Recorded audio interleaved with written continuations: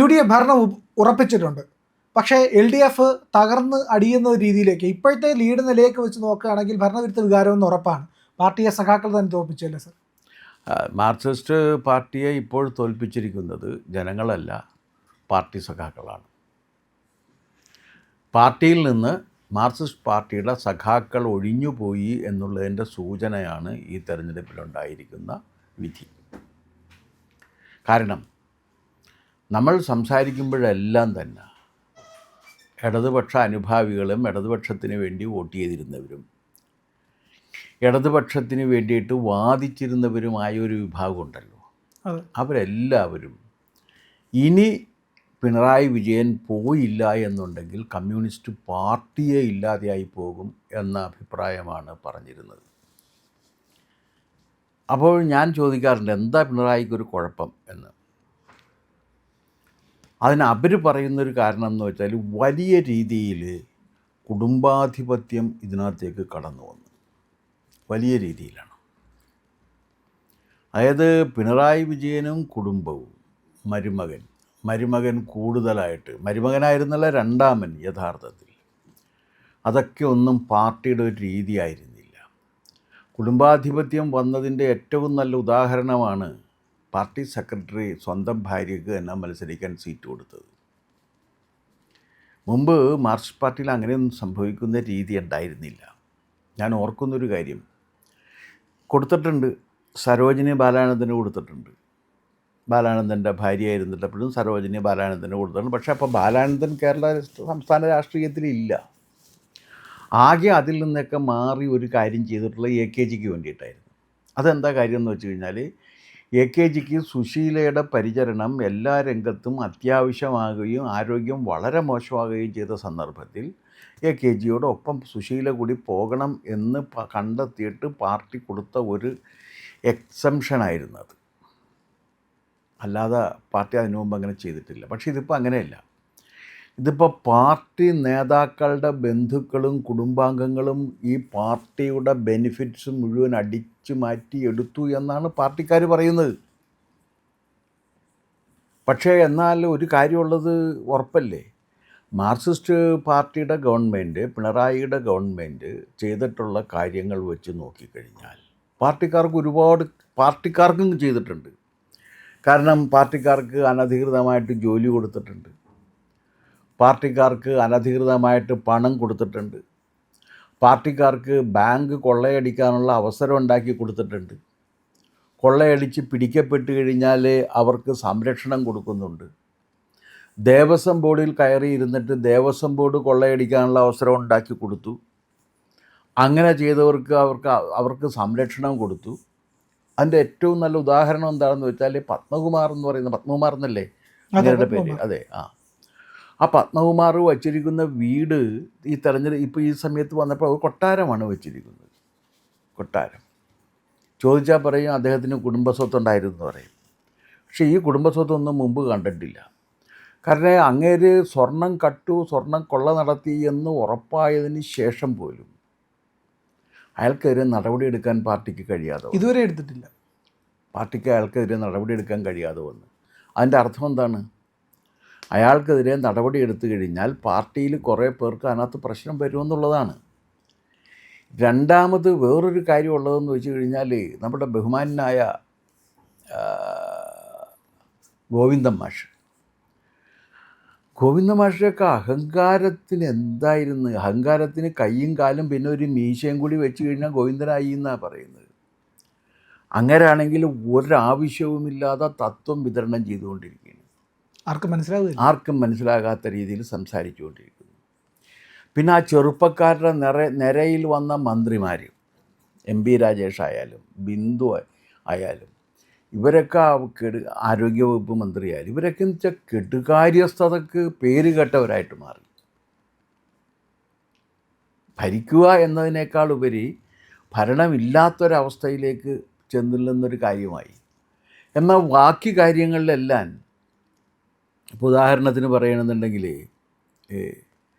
എന്താണ്, കുടിവെള്ളം കൊടുക്കുന്നതിലും കറണ്ട് കൊടുക്കുന്നതിലും സർക്കാർ വിദ്യാലയങ്ങളിലെ ഉന്നമനത്തിലുമൊക്കെ ആ ഗവൺമെൻറ് നന്നായിട്ട് പ്രവർത്തിച്ച ഗവൺമെൻറ്റാണ്. നന്നായിട്ട് പ്രവർത്തിച്ചു എന്ന് തന്നെ ഞാൻ ആ പ്രശംസ ഞാൻ കൊടുക്കുകയാണ്.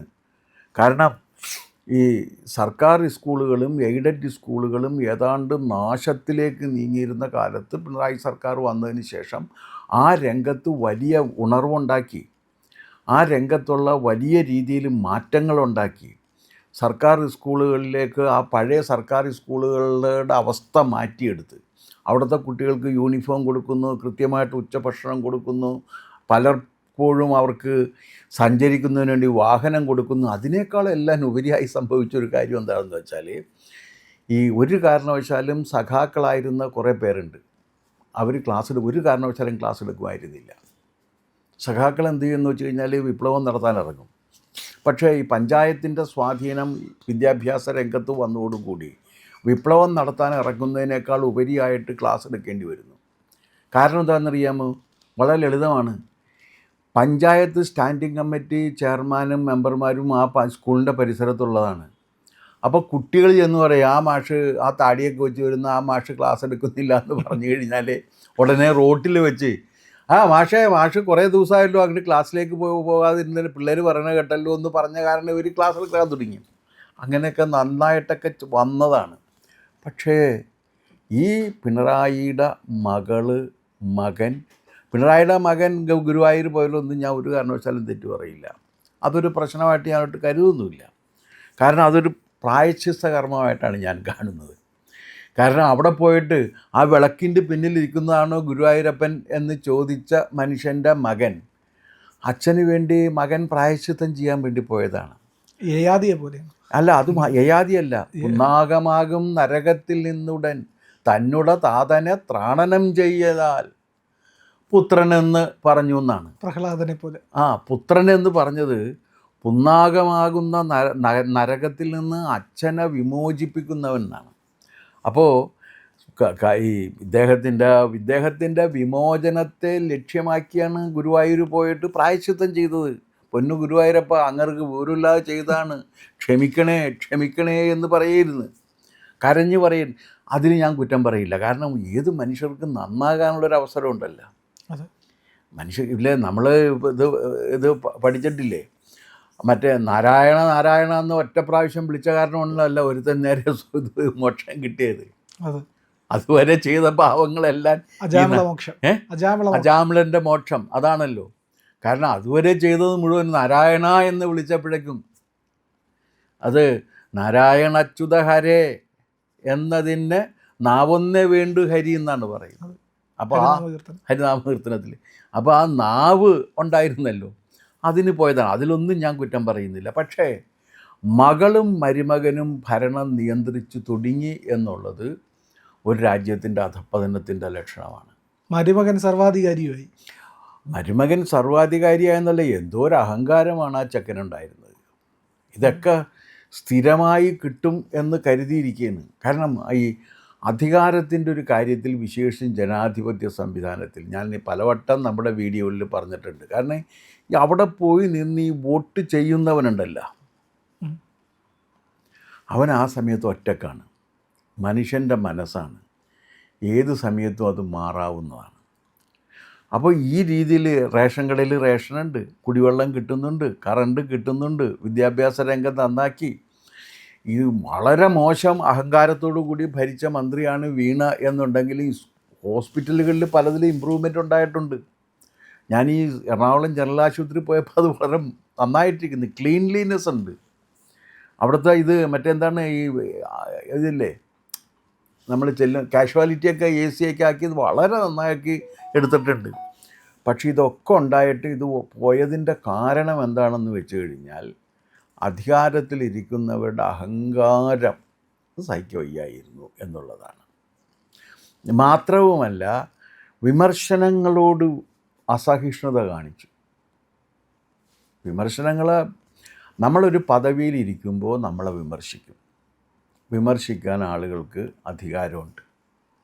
ആ വിമർശനങ്ങളോടുള്ള അസഹിഷ്ണുത തീർച്ചയായിട്ടും പതനത്തിലായിരിക്കും കൊണ്ടേ എത്തിക്കുക. സർ, പക്ഷേ ഈ സർക്കാരിനൊരു ജനവിരുദ്ധ വികാരം, അതായത് ഒരു ഭരണവിരുദ്ധ വികാരം ജനങ്ങളുടെ ഭാഗത്തു നിന്ന് സർക്കാരിനെതിരായിട്ടുണ്ടായിരുന്നത് സംശയമാണ്. കാരണം UDF സർക്കാർ, അതായത് ഉമ്മൻചാണ്ടി സർക്കാർ ഭരിച്ചിരുന്ന സമയത്ത് വലിയ പ്രക്ഷോഭങ്ങളൊക്കെ നടന്നതാണ്.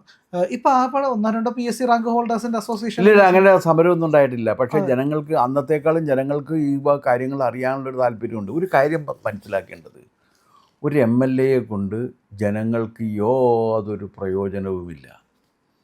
ഇപ്പോൾ പ്രിയൻ പ്രായപൂർത്തിയായി വോട്ടവകാശം കിട്ടിയതിന് ശേഷം MLAമാരെ കണ്ടിട്ടുണ്ടല്ലോ. ഏതെങ്കിലും MLAയെ കൊണ്ട് എന്തെങ്കിലും ഒരു പ്രയോജനം പ്രിയനോ പ്രിയൻ്റെ കുടുംബക്കാർക്കോ ആ പ്രദേശത്തുള്ളവർക്കോ ഉണ്ടായിട്ടുണ്ടോ? എൻ്റെ അറിവിലില്ല, ഇല്ല, അനുഭവത്തിലില്ല. ഇല്ല. അതിൻ്റെ കാരണം അവർക്ക് ഒന്നും ഒരു അതിനേക്കാൾ കൂടുതൽ നമുക്ക് പ്രയോജനം പഞ്ചായത്ത് മെമ്പറൊക്കെ ഉണ്ട്, അതെ അതെ, കൗൺസിലർമാരെ കൊണ്ടുണ്ട്. കാരണം അവരാണ് ഇത് പോയിട്ട് ഇതൊക്കെ ശരിയാക്കി കൊണ്ടുവരുന്നത്. ഇവരെ കൊണ്ട് ഒരു പ്രയോജനവുമില്ല. അപ്പോൾ ജനങ്ങളോട് വളരെ വിധേയത്വം പുലർത്തി ജീവിക്കാൻ ബാധ്യസ്ഥരായവരാണ് ഈ പറയുന്നവർ. പക്ഷെ അവരത് ചെയ്തിട്ടില്ല. അപ്പോൾ അതുകൊണ്ട് സഖാക്കൾ ശിക്ഷിച്ച സർക്കാരാണ് പിണറായിയുടേത്. മാർക്സിസ്റ്റ് പാർട്ടിക്കാരാണ് പിണറായിയെ ശിക്ഷിച്ചിരിക്കുന്നത്. ഇനി നീ ഭരിക്കേണ്ടതില്ല, നീ കടക്കൂ പുറത്ത് എന്ന് പാർട്ടി സഖാക്കൾ പിണറായിയോട് പറഞ്ഞതാണ് ഈ റിസൾട്ട്.